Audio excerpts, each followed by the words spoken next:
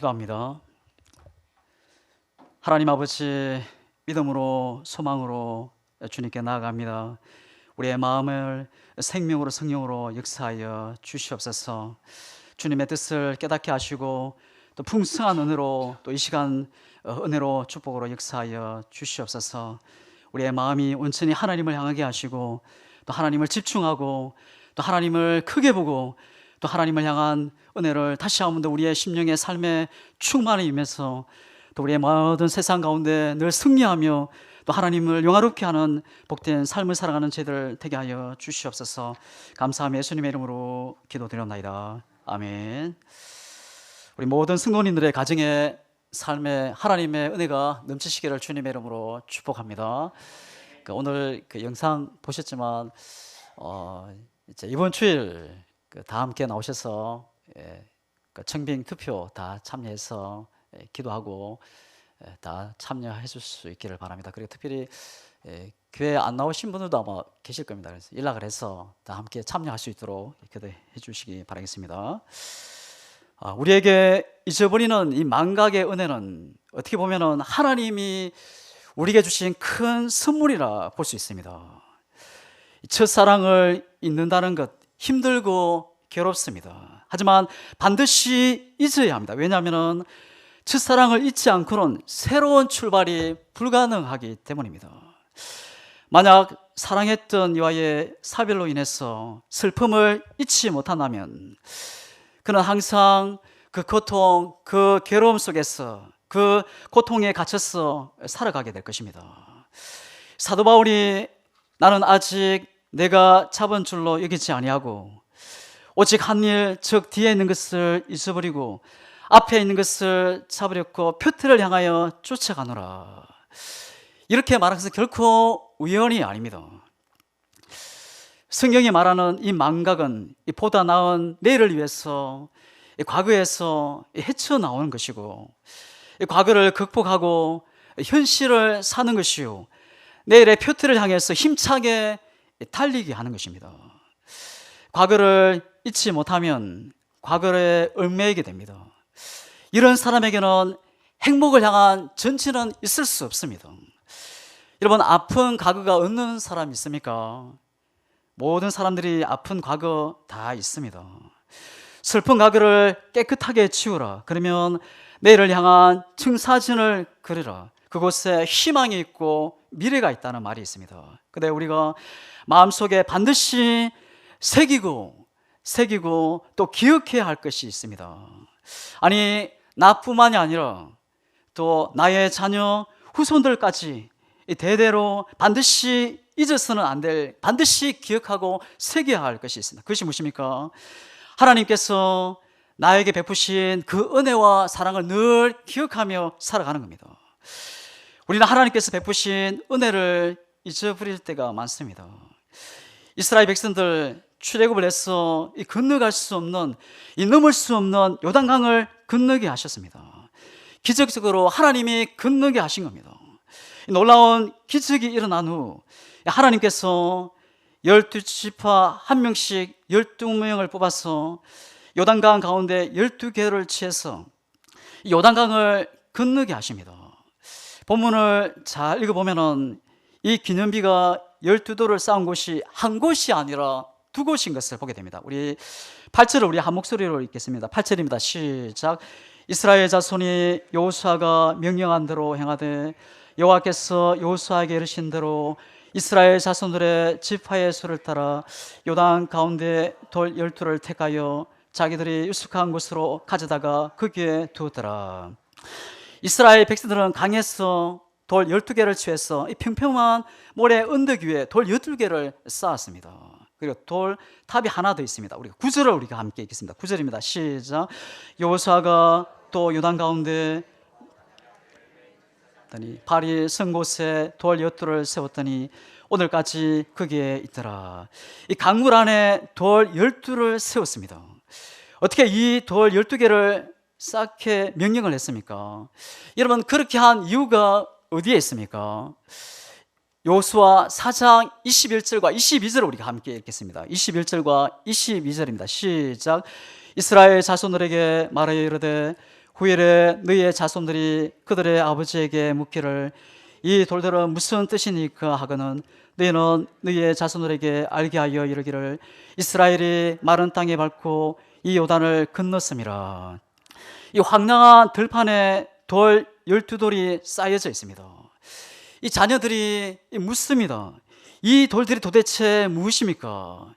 이 돌들은 과거에 이 엄마 아빠가 요단강을 건너서 올 때 도저히 건널 수 없는 강이었는데 하나님께서 그 강에 길을 내시고 또 그 강을 우리가 밟고 건너오게 된 거란다. 너희들에게 애기하고 가르치고 마음에 새기게 해줘라. 하나님께서 그 베푸신 특별한 은혜를 마음에 새기고 알게 하고 기억하도록 하나님이 쌓게 하신 거란다. 우리에게 하나님께서 베푸신 큰 은혜들이 있습니다. 우리는 그 하나님의 은혜, 그 사랑을 늘 기억하며 살아가야 합니다. 어떤 분이 그 딸이 시집을 갔습니다. 아이가 태어나고 아주 행복하게 가정을 꾸려 나갑니다. 근데 얼마 되지 않았어 이 아이가 시름시름 않고 계속 우는 겁니다. 아침에도 점심에도 시도 때도 없이 막 우는 거예요. 그래서 이상해서 이 아이를 업고 급하게 병원으로 찾아갔습니다. 근데 이 의사가 검사를 하고 이 엑스레이를 찍어 보니까 이 아이가 선천적으로 기형아였어요. 이 척추뼈가 이 S자형으로 되어 있는 겁니다. 그래서 적어도 6개월은 기부스를 해야 된다, 아니면은 24일까지 기부스를 해야 한다는 그런 청천벽력 같은 그런 소식을 듣게 돼요. 이 엄마 아빠가 눈물 바다가 되고 이 모든 가족들이 눈물 바다가 된 겁니다. 그래서 이 엄마가 이 목숨을 건 기도를 합니다.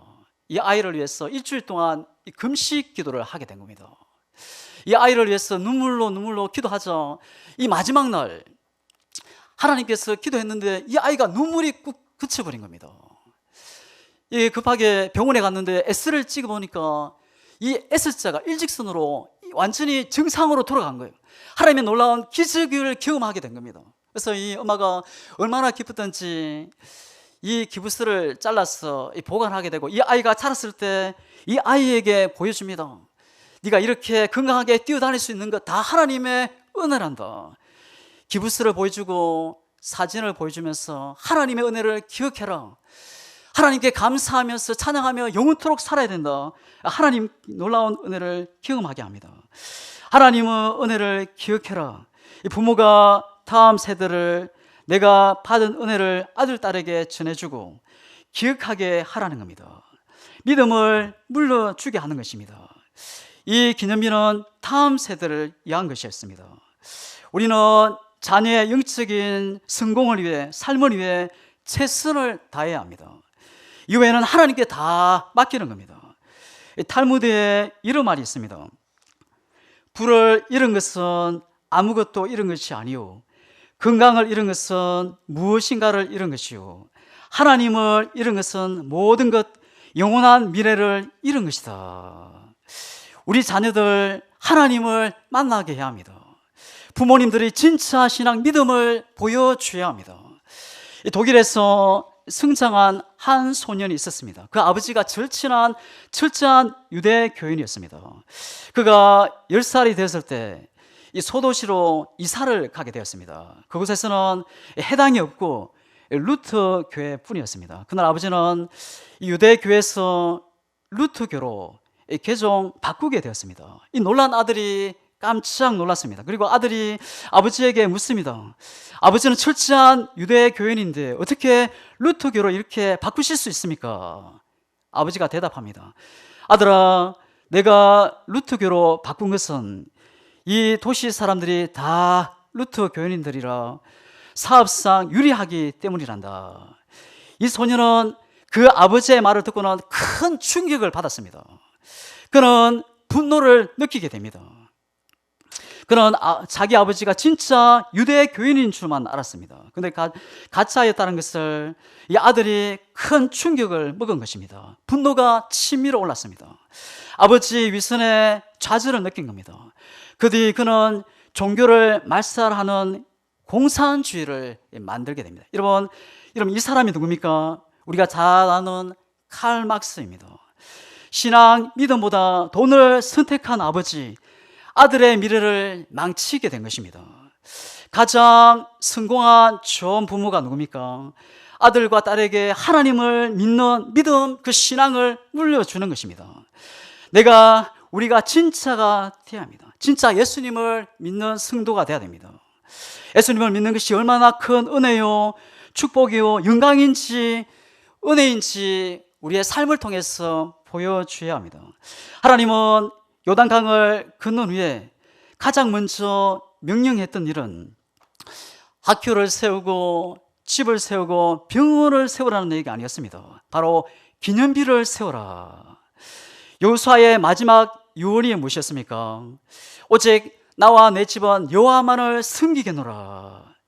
그친 숨을 내쉬면서 그가 말합니다. 나와 내 집은 여호와만을 섬기겠노라. 여러분, 우리의 고백이 될 수 있기를 주님의 이름으로 축복합니다. 이런 속담이 있습니다. 살아있는 계란을 죽은 암탉 밑에 두지 말라. 살아있는 계란을 죽은 암탉 밑에 아래에 놓으면 어떻게 됩니까? 살아있는 계란도 썩고 죽게 되는 것입니다. 우리가 먼저 살아있는 신앙 믿음으로 우리의 아들, 딸을 품어야 될 줄 믿습니다. 어떤 분이 회사에 부도가 나서 어려움을 당했습니다. 그래서 하나님 앞에 부르짖고 새벽기도, 금요기도 때 나와서 하나님 앞에 부르짖으며 기도했더니 하나님께서 그 모든 문제를 다 해결해 주신 겁니다. 근데 그 은혜를 다 잊어버리고 은혜를 잊어버리고 하나님을 찾지를 않습니다. 또 어떤 분은 자녀가 태어날 때 이 병원으로부터 이 아기가 태어나면 위험할 수 있다는 소식을 듣게 됩니다. 이 불신자였던 남편이 이 아내가 믿는 하나님을 의지하게 됩니다. 이 아내가 기도할 때마다 찾아가서 함께 기도하면서 하나님 앞에 소원 기도를 드립니다. 하나님, 우리 아이가 건강하게 태어나면 이제 열심히 교회 다니고 믿음 생활하고 열심히 봉사하고 섬기겠습니다. 근데 아이가 건강하게 태어나게 된 것입니다. 아니, 우연히 건강하게 태어난 거 아니냐? 하나님의 은혜를 다 잊어버리고 믿음 생활, 봉사, 섬기지도 않습니다. 그 모든 것이 하나님의 은혜인 줄을 깜빡 잊어버린 겁니다. 여러분, 태양이 있습니다. 이 태양은 좋은 따뜻한 햇빛이 우리에게 내리쬐고 있습니다. 근데 이 살인 광선, 이 자외선이 내리쬐고 있다는 겁니다. 근데 이 자외선이 우리에게 계속 비치면 어떻게 됩니까? 우리가 눈이 실명하게 되고 우리가 죽을 수 있습니다. 근데 놀라운 것이 있습니다. 하나님께서 이 자외선을 차단시키고 있다는 겁니다.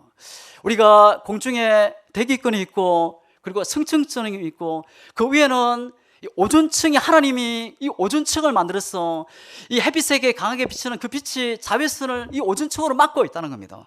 여러분, 오존층을 만든 분이 누굽니까? 우리 하나님인 줄 믿습니다. 이것은 우연이 아니라 하나님의 은혜입니다. 이 공기 속에는 산소가 질소가 있습니다. 산소는 21%, 질소가 79% 구성되어 있습니다. 그래서 이 과학자들은 이 비율을 황금 비율이라 이야기합니다.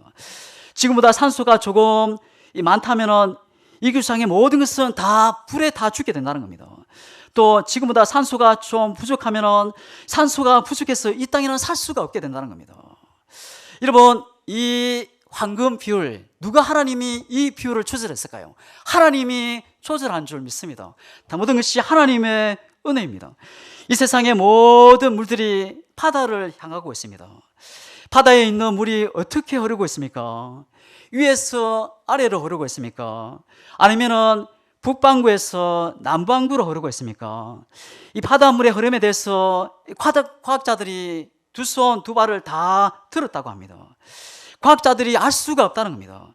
이 바닷물을 바람을 따라 움직이거나 바닷물이 햇수의 온도에 따라 움직이는 것이 아닙니다. 바닷물은 각각 바다 속에 경계가 있어서 바다 어느 경계에 따라서 돈다는 겁니다. 그 이유가 과학자들은 알 수가 없다는 겁니다. 근데 성경은 이렇게 말하고 있습니다. 잠언 8장 29절입니다. 바다의 한계를 정하여 물이 명령을 거스르지 못하게 하시며 또 땅의 기초를 정하실 때에 하나님께서 구역을 정해 놓으셨어. 하나님께서 모든 구역을 정하셔서 이 바닷물이 돌게 하셨다는 겁니다. 이것은 우연이 아닙니다. 하나님이 하셨다는 겁니다. 여러분, 하나님이 모든 것이 하나님의 은혜인 줄 믿습니다. 이 에레미야 5장 22절에 쉬운 성경으로 이렇게 기록되어 있습니다. 너희가 어찌하여 주를 두려워하지 않느냐? 어찌하여 주를 두려워하며 그 앞에서 떨지 않느냐? 진실로 주의 권능은 크시니 주께서는 해안가에 모래를 두어 바다의 경계선을 정해주셨다. 그래서 바다 물길이 그 경계를 영원히 범할 수 없고, 아무리 큰 파도가 몰아쳐도 주께서 그 주신 경계선을 넘어오지 못한다. 누가 하신 것입니까? 하나님이 다스리고 하나님이 운행하고 계신다는 겁니다. 여러분, 모래가 얼마나 약합니까? 근데 하나님은 이 모래로 바다의 경계를 막고 계신다는 것입니다. 누가? 하나님이 이 모래를 막고 계시는 하나님.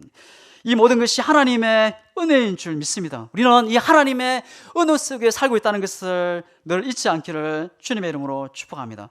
바울은 자신의 모든 것을 조금도 자랑하지 않습니다. 다 하나님의 은혜입니다. 이 바울은 그렇게 고백합니다. 내가 나 된 것은 하나님의 은혜로 된 것이니 내게 주신 주의 은혜가 헛되지 아니하며 내가 모든 사도보다 더 많이 수고하였으나 내가 한 것이 아니요 오직 나와 함께 하신 하나님의 은혜로라. 나의 나 된 것은 오직 주님의 은혜입니다. 저와 여러분의 고백이 될 수 있기를 주님의 이름으로 축복합니다. 우리가 받은 은혜, 하나님의 은혜를 늘 기억하고 또 이 은혜를 우리 후손들에게 은혜가 흘러가서 믿음의 아름다운 명문의 가로 세워질 수 있도록 우리가 은혜를 전수하는 데 성공하는 우리 모두가 될 수 있기를 주님의 이름으로 축복합니다. 우리 24절, 여호수아 4장 24절 우리 다 함께 읽겠습니다. 시작. 이는 땅의 모든 백성에게 여호와의 손이 강하신 것을 알게 하며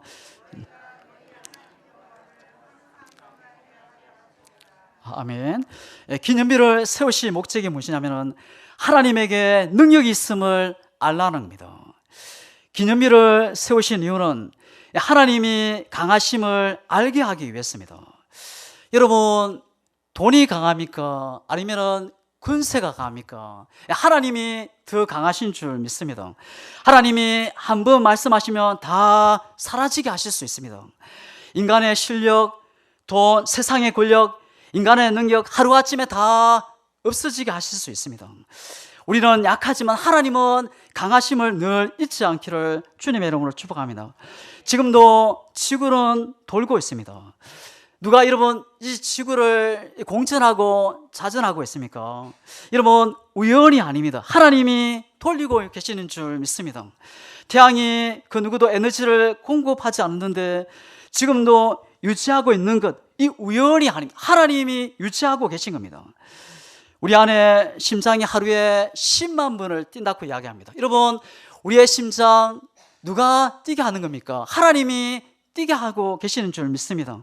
모든 것이 하나님의 은혜입니다. 여러분, 이 하나님의 은혜를 잊지 않기를 주님의 이름으로 축복합니다. 그 은혜 속에서 늘 하나님을 의지하고 승리하며 나가는 우리 모두가 되기를 주님의 이름으로 축복합니다.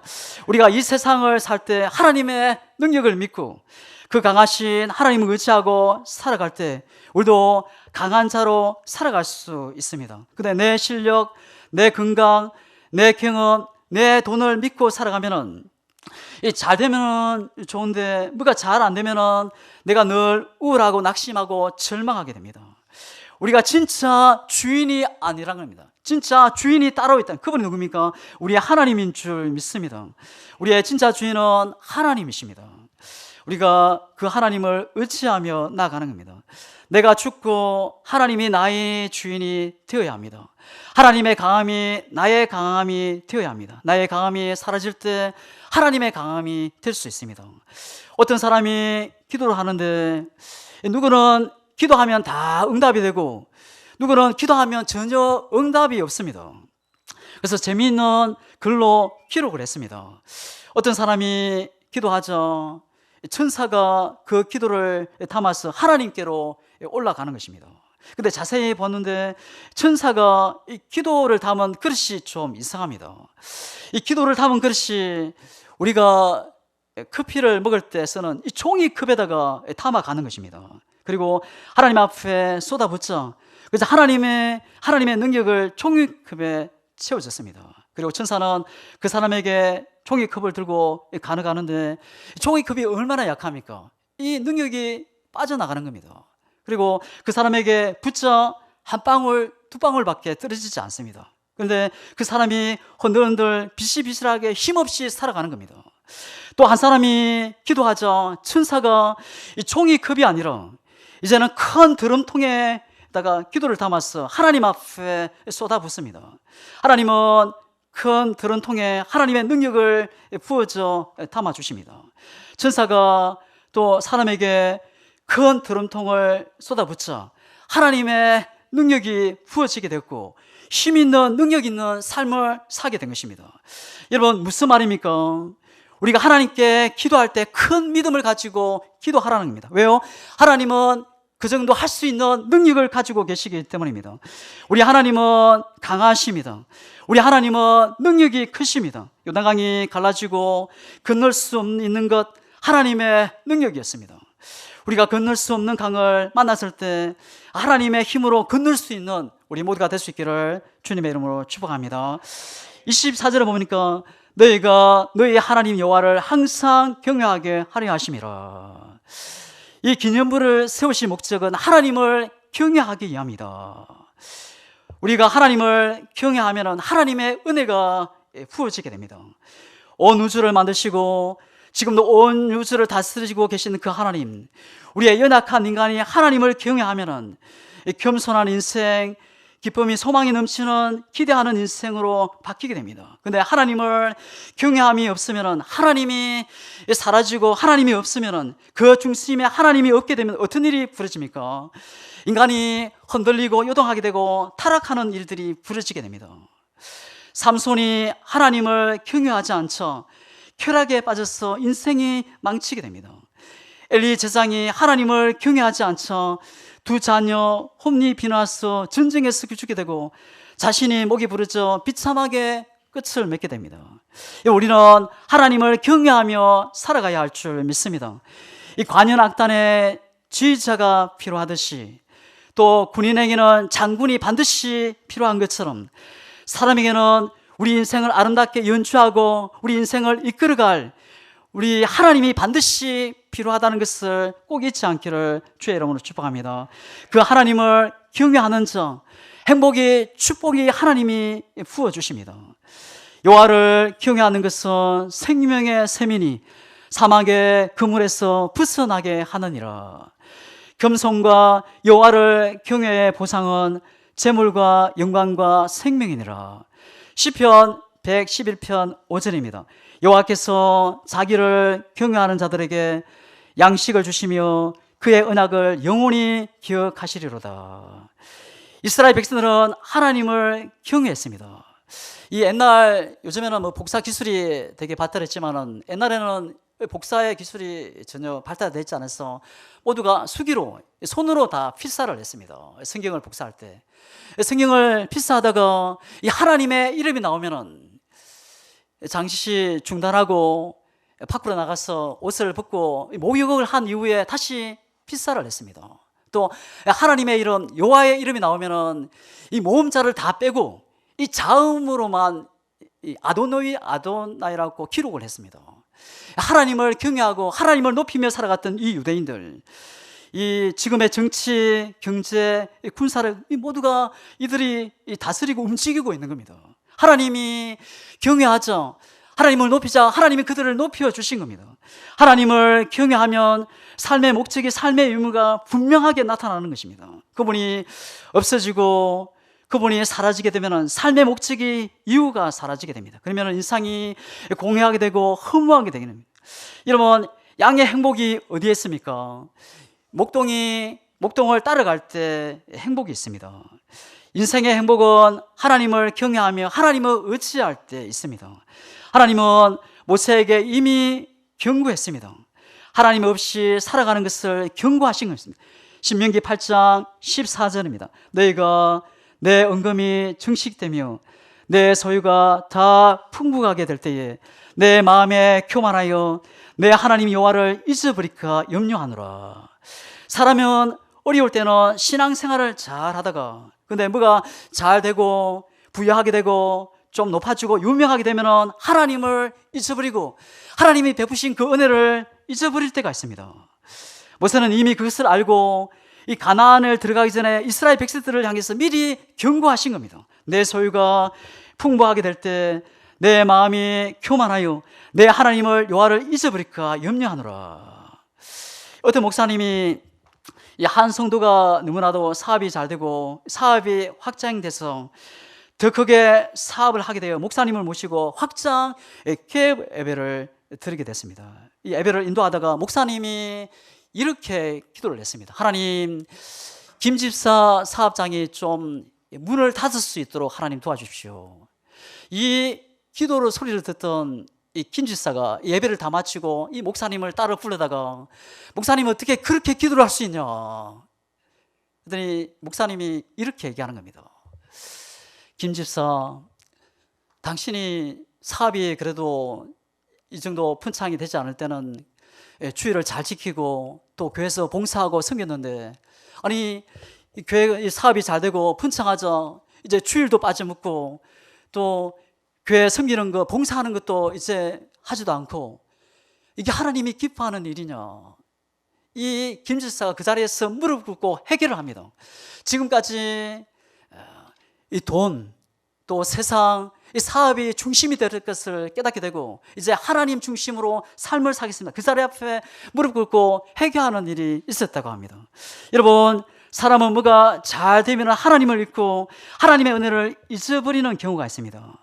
여러분, 우리 인생이 잘 될 때도 하나님의 은혜를 잊지 않고 또 찬양하고 영광 돌리는 우리 모두가 될 수 있기를 주님의 이름으로 축복합니다.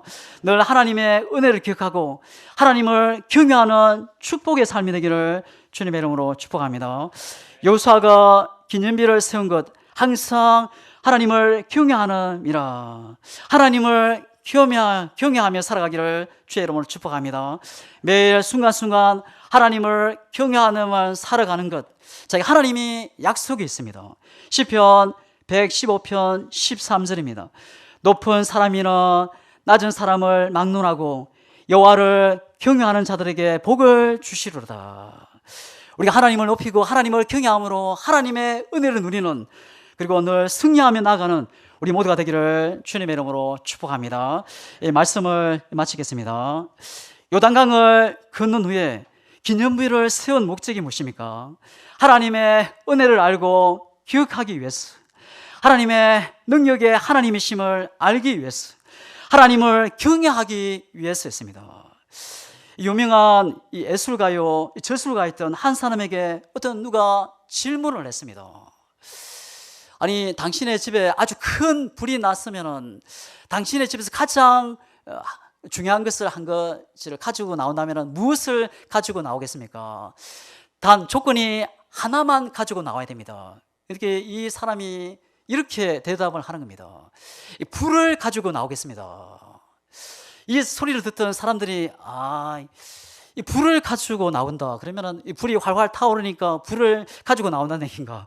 이게 예술적인 그런 표현이라서 그렇게 얘기를 한 건가? 근데 그 의미가 이거였습니다. 이 집이 다 불이 타버려서 낙심하고 좌절하고 절망하는 것이 아니라 내 심령에 있는 마음에 불을 가지고 열정을 가지고 나오겠다, 그런 뜻입니다. 여러분, 지금 이 기념비를 쌓았어. 이유가 무엇입니까? 하나님의 은혜를 알고 하나님의 능력, 하나님이심을 알고 하나님을 경외하기 위해서입니다. 한마디로 말하면 하나님을 향해 불을 가지라는, 하나님을 뜨겁게 사랑하라는 것입니다. 하나님을 향한 불을 가진 사람은 이제 기도하게 되고 찬양하게 되고 하나님을 말씀을 의지하고 예배자의 삶을 살게 될 것입니다. 그 하나님을 향한 그 불을 우리 자녀들에게, 우리 후손들에게 물려줄 수 있기를 주님의 이름으로 축복합니다. 그래서 천대까지 축복하고 또 우리 모든 후손 또 천대까지 믿음의 명문가로 아름답게 세워지는 축복이 있기를 주님의 이름으로 축복합니다. 기도하겠습니다. 하나님 아버지, 주께서 베푸신 은혜, 사랑을 늘 기억하며 감사, 찬양으로 나가게 하시고 더 강하시고 능력에 증명하신 창조의 하나님을 끝까지 의지하며 바라보고 하나님을 경외하며 높이며 하나님을 뜨겁게 열정으로 사랑하게 하여 주시옵소서. 우리의 자손 후손들에게 하나님의 신앙 믿음을 잘 전해주고 이어져서 천대까지 축복받고 또 마음의 가정이 믿음의 아름다운 명문가로 우뚝 서서 하나님의 영화롭게 하고 또 세상에 그리스도를 증거하며 늘 승리의 삶을 살아가는 하나님의 영화롭게 하는 사람을 살아가는 저희들 되게 하여 주시옵소서. 예수님의 이름으로 기도드립니다. 아멘.